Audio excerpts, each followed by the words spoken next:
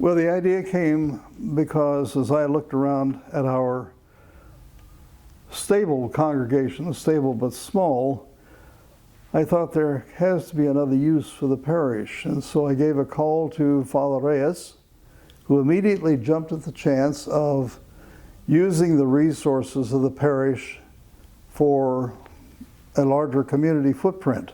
The Reverend Bob Walters reached out to me, and he asked, to see if perhaps there could be some reaching out to the Latino community in this neighborhood.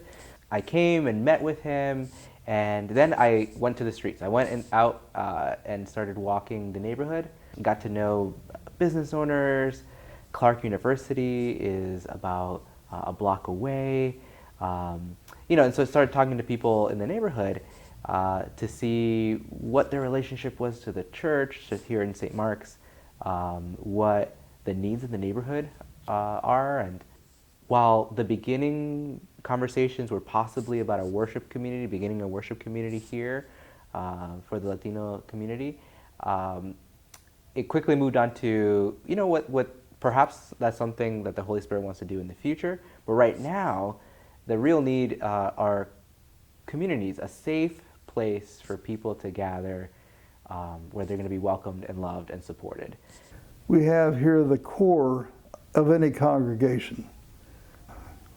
They know what it's like to be a church and to be a faith community concerned with a changing neighborhood.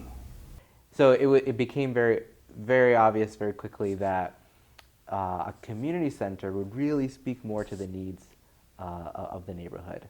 The second step now is renovating the physical space. There is a smaller room which could be used for a classroom. There's a larger auditorium-sized room, and there's a kitchen.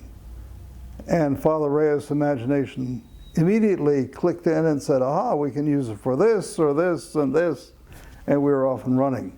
We applied for UTO, a United Think Offering grant, and we were awarded it. And this is really a team effort. Steve Abdow, folks here from St. Mark's, Bob Driscoll, the Reverend Bob Walters. And that was matched with the larger part of our endowment of $40,000. And with that, we think we can do most of the changes. So we are looking at the work taking about a year. So while the space is being renovated, then there's work with the community, and we're looking and we're dreaming and hoping that that process takes about a year. The goal is September 2020, hopefully. Even though I'm a diocesan staff person, this community center will really be a ministry of St. Mark's. It will belong to St. Mark's. I'm here as support, as a cheerleader, encouragement, and as a worker. And at the very core, the very DNA of this community center is partnership.